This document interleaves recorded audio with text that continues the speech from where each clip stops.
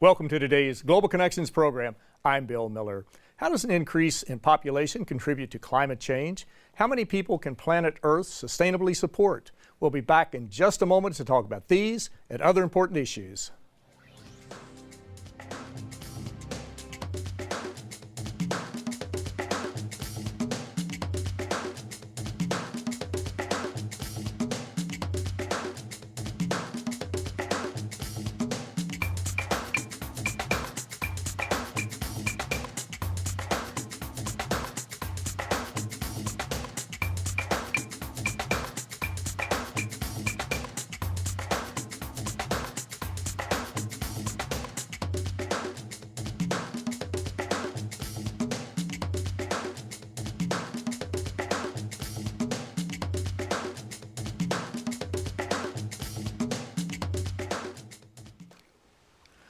Welcome back to our program. Today we're taking a look at sustainable development. We're taking a look at population increase and just development in general. My guest today is someone who's very knowledgeable of these issues. My guest today is Ms. Barbara Crossette. Barbara Crossette formerly was the foreign correspondent for the New York Times covering the United Nations. Ms. Crossette is the author of several books on Asia, including So Close to Heaven, The Vanishing Buddhist Kingdoms of the Himalayas. Currently, Barbara Crossette is the United Nations correspondent for The Nation magazine, and she is a fellow of the Ralph Bunche Institute at the City University of New York. She was the lead author of a United Nations Population Fund report titled State of the World Population 2011, People and Possibilities in a World of 7 Billion. Barbara Crossette, welcome to today's Global Connections program. Thank you. Nice to see you. Good to see you again. It's been a while since we've done this, right? Now, this report, we're going to get into it in just a minute, but let's talk for a moment about the UN Population Fund. I know you don't work for the Population Fund, but you're familiar with it. What exactly is it? Well, it's actually started out in the 60s with huge American support. The United Nations Fund for Population Activities, and that's why it's called UNFPA. It changed its name just to the Population Fund later on. But it basically deals with population trends and particularly the human side, because the UN Population Division, they're the data crunchers and the statistics mongers. But the Population Fund looks at the human side of population development. And if our viewers like more on UN Population Fund, they can go to unfpa.org. Now, you were involved in a very important report, I guess we would call it, and there have been a couple since then, I imagine, but focusing on the population in 2011 and the possibilities of a world of 7 billion people. We're already at 7.3 billion. What were some of your conclusions, major conclusions? Well, I have one underlying conclusion. Whether you're on one side or the other of too many or too few people, whether you're on the other side of one side or the other, is there enough food, won't there be enough food? The women of the world are being neglected, and I did a lot of traveling and I talked to a lot of women in dozens of countries, and it's quite simple. Women do a lot of the farming in many parts of the developing world, the majority of the farming in parts of sub-Saharan Africa. They know what happens when population puts pressure on land, and climate change puts pressure on land. They also are involved in fishing. They know all these things. No one seems to care to let them, make some decisions of their own. And this then goes to the element of population, of stopping the growth of population. Most women want to have 2 or 3 children, 4 children maybe if they need them, and a lot of them are having 7 or 8 children. They simply don't have the tools, and we can talk about more of this later. So really, to factor in women, which was part of the important conclusion of the Cairo Population Conference in 1994, has been sorely neglected over the last 20 years. It's the powerlessness of women in most places. And of course, the statistics, they may be a little old now, but especially in the developing countries, we've seen them in the developed countries, some of the statistics about women hitting glass ceilings and things like that. But in the developing countries, not too many years ago, it was like 1 out of every household was headed up by a female. Women did 67% of all the work, which you alluded to. They earned 1/10 of what men earned, and they owned 1/100 of the property. So you can see there's a tremendous imbalance in their contribution and what they're actually receiving in remuneration. But you mentioned the Cairo Conference in 1994, the International Conference on Population and Development, a major conference put together by the United Nations, brought the countries of the world together, non-governmental organizations. That they we're 20 years out. What are we doing now? How are we building on that Cairo conference? What is the Cairo Plus 20 conference? You're involved, I think, in Cairo the planning Plus on 20, yeah. It's to go back really in 20 years. Very little has been accomplished, but it started out as a conference on population and development, linking the two, the population trends and the development of particularly the developing countries. Out of it came, the main point was a revolutionary sense that women have the right over their reproductive health. That's a fancy word for everything that involves a woman and men in conceiving children, childbirth, raising children, and so on, and choosing how many children to have. That was to be important. And the assumption then was that if you give the women rights to these decisions, and couples, I mean, the man should be a part of it, and that's more and more becoming understood, these problems will solve themselves. That women will decide, men and women will decide on smaller families, and we'll be able to be better stewards of the environment. All of these things are linked, but it hasn't happened. Exactly. And the studies seem to show, too, that when women are educated, when they move from that stage of illiteracy to being educated, when they realize that it's in their best interest to be able to space their children and to want all of the children instead of being put into a situation where they may have 6, 8, 10, 14 kids, whatever it may be, that really the family thrives, the family does better, the individual members do, the community does better, and there's just a direct correlation between educating women, is there not? There is, but that's a right. The point is, what if you're involved in a relationship where a male refuses to allow you to go to school? It starts with little children. Little girls, that's getting much better. That's one thing that is improving, although they're not going high enough in education by some people's estimation. But that's that's one of the parts of it. But it always goes back to what women are allowed to do, what they're able to do, and also to stay alive. You mentioned all the things it does for a family. A lot of women die young. Maternal mortality is still extremely high in the developing world. Teenage girls are dying of child brides. If you're married off at 10 or 11, even 8 or 9, as soon as you reach puberty, you start getting pregnant and you die because your body is not able to deal with this. So teenage deaths in pregnancy, abortion, and so on are the biggest killer of girls in many parts of the developing world. In the United States, by comparison, it's car crashes. Exactly right. And when you were talking about teenage brides, and this brings in this whole situation of cultural differences, but it also ties into this human trafficking. We've seen that this is a major problem. We're reading more and more about it. Before, it was basically confined to other countries, the developing countries, but we see that it's really pervasive. It's in the United States. It's probably in every country in the world to some degree, maybe obviously more in some than others, but this also ties into violence against women. When you talk about human trafficking, so many situations women do not want to be trafficked, obviously. And where are we making gains in this particular area as far as trying to focus the spotlight on human trafficking, but also violence against women? And we see that in war zones, obviously. But are we actually moving the gauge on that, moving the needle to get people to, I know the United Nations has been focusing on it, many of their programs, and they are trying to help people. But how are we doing in that area? Well, actually go back one step.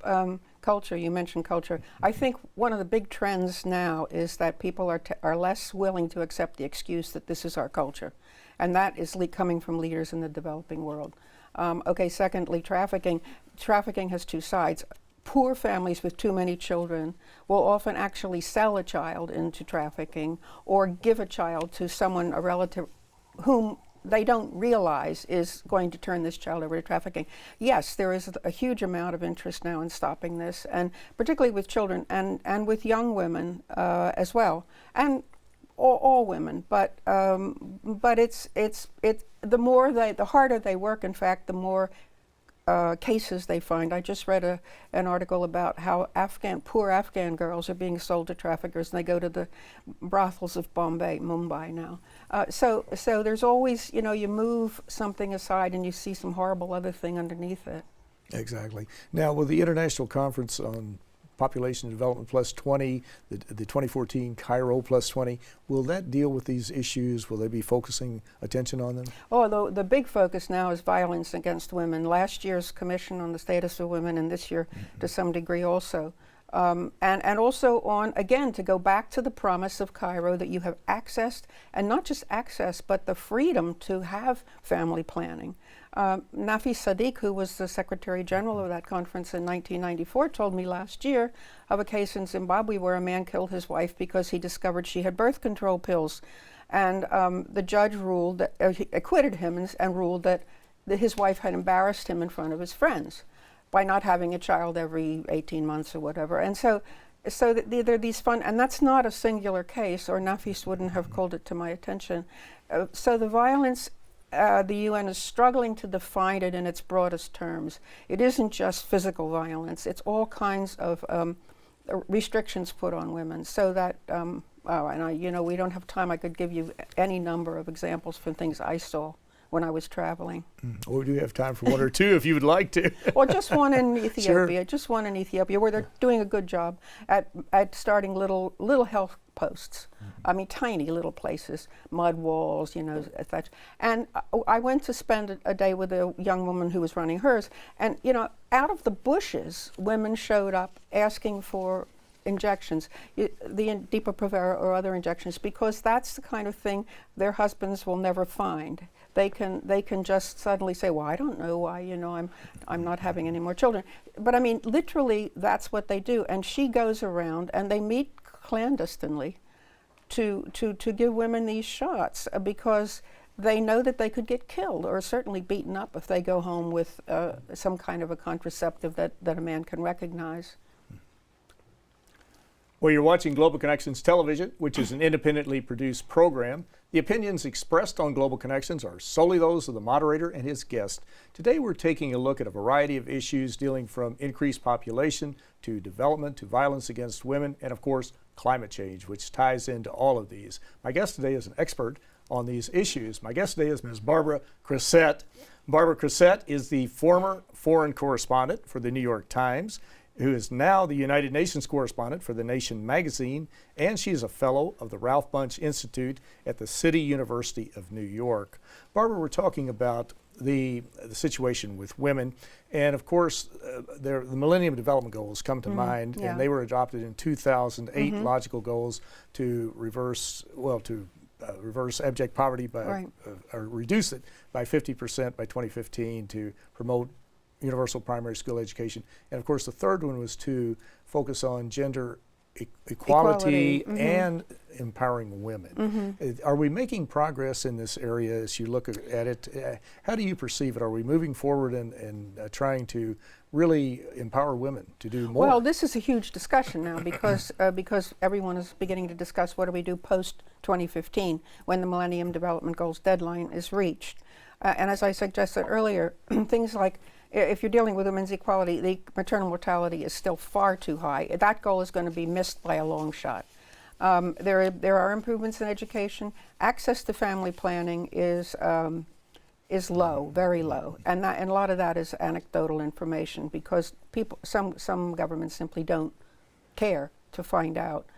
Violence against women. UN Women, the new agency for women, estimates that 900 million women live in societies where domestic violence is not against the law, and so they're shut out of justice, or they're shut out of legal systems. And if they're illiterate, this is again why education is important. They can't manage a court system. They don't know what to do, and also they're in danger, and maybe their entire family if they go to the police. So there's. Did I understand you to say 900 million? 900 million women live. That's almost 1/7 of the population. Right. Live in the world. countries where domestic violence is specifically not against the law. And the UN Statistical Commission wants to expand, as I said, what violence is to things like psychological pressure, denial of economic rights, denial of education.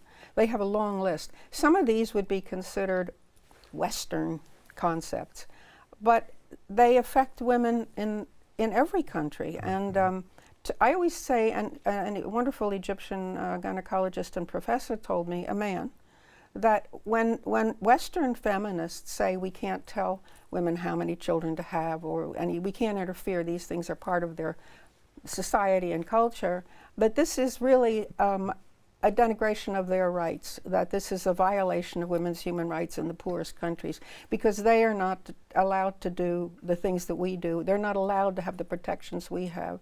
They're not allowed to have the choices that we have in the Western world. So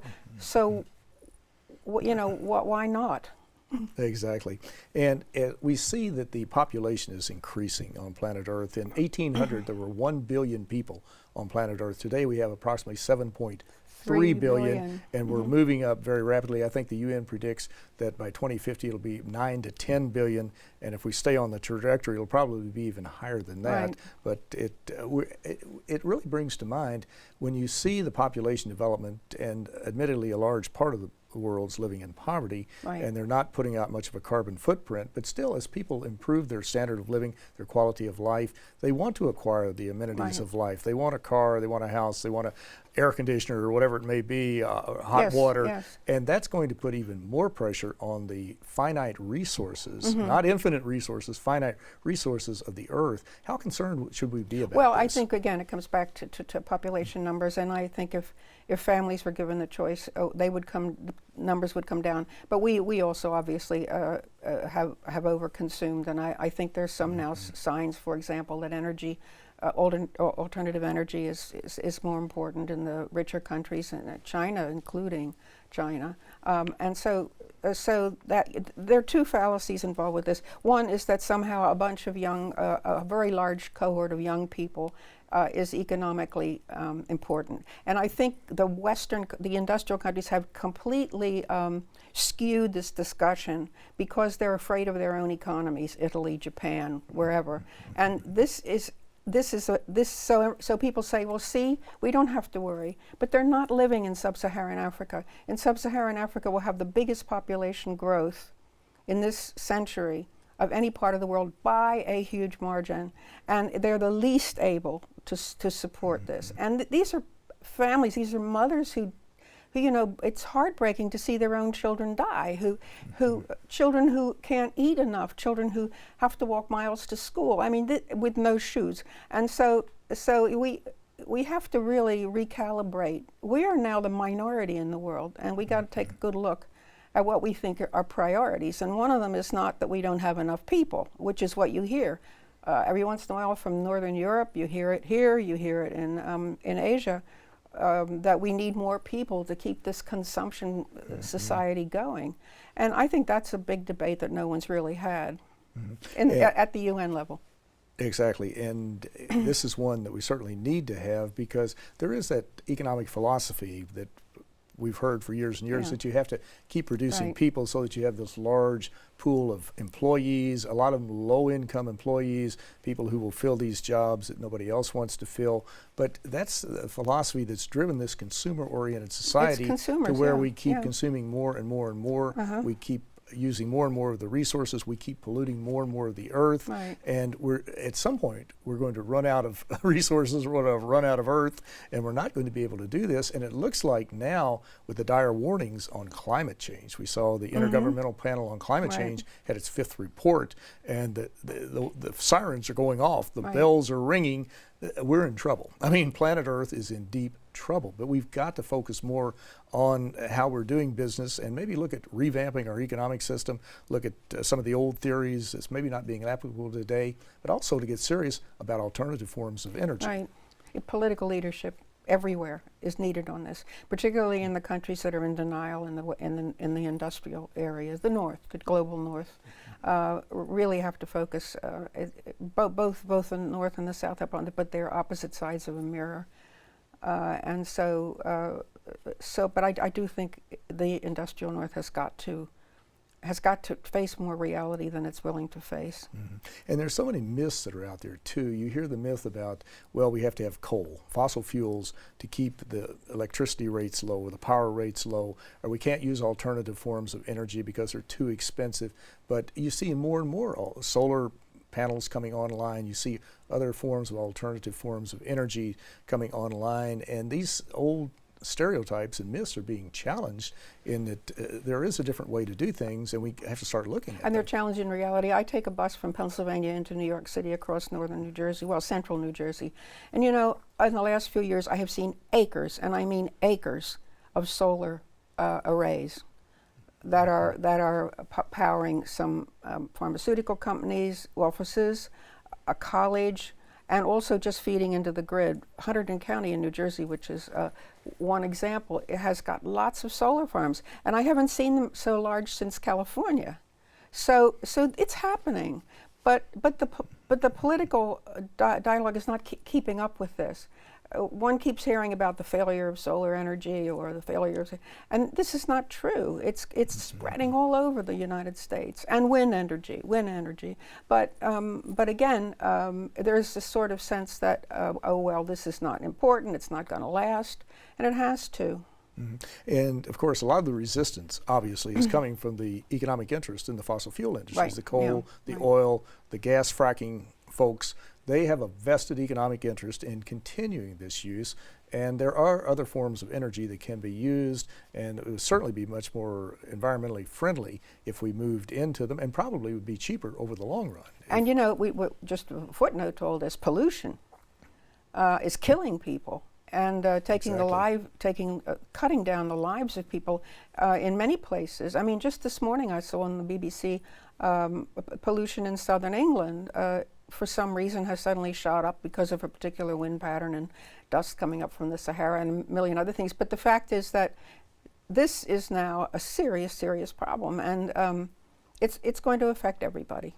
Exactly, and China is is trying to deal with this problem. Yeah. They have some of the most severe pollution in the world. And so does India. In India also, and a recent report came out in China, in the northern areas, some of the cities, that people's lives were being shaved off Right. 5 years. Right. They're dying 5 years earlier. So these are serious problems. Well, while we're on thin ice talking about overpopulation or that type of thing, we're not talking about population control, but just rational approaches to Right. dealing with this. I like this question. I hear it coming.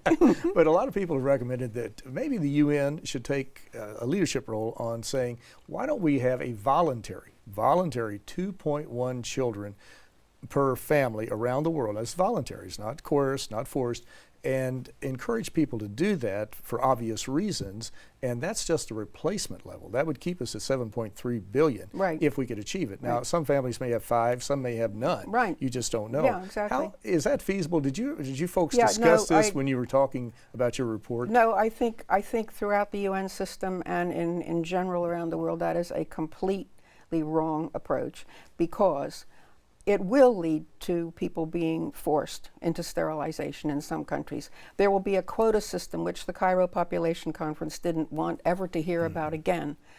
You just give women and men the opportunity, and they will bring population down. And so telling them, they all know what replacement rate is. I mean, people all know these things now, 2.1, and they all know that they sometimes have too many mouths to feed. Someone said to me in Rajasthan, there are not enough places at my table, there are not enough seats on the bus. But her only option was a very nasty sterilization process that was unsterile in a tent. So they need to have broad access to and permission to use it, not permission, the right to use these things, and I think anything that in the best of intentions that the UN would say about the numbers, the minute you put a number on it, you're going to have countries around the world that are going to be grabbing people almost literally off the streets. It happened in India, in forced sterilization. Right, forced sterilization of men who were apparently pulled off buses. I wasn't living in India at the time, I lived there later, but everyone still talked about it. And it had set back the family planning program considerably because people were afraid this would come back.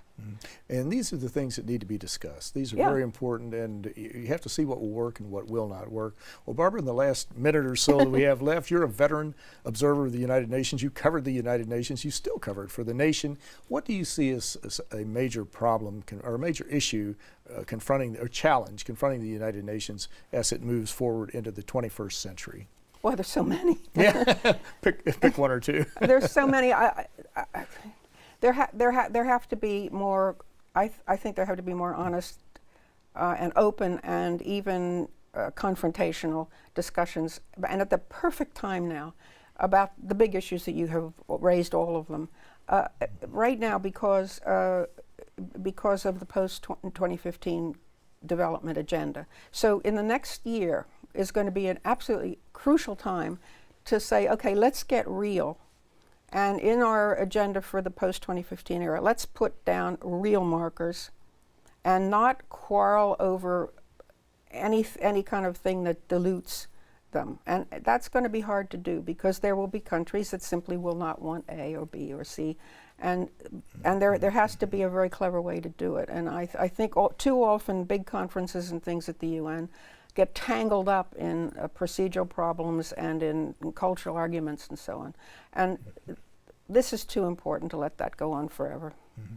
And of course, that's one of the strengths of the United Nations, bringing the players together. The UN can't force them to do things, right. But the 193 countries that come together have to make these decisions. They're the ones who have to carry out the programs and make them successful, and they certainly will have an opportunity to do that on climate change right. at Peru and in Paris next year. But Barbara Crossette, I want to thank you so very much for a very interesting and a very informative program. Thank you. Thank you.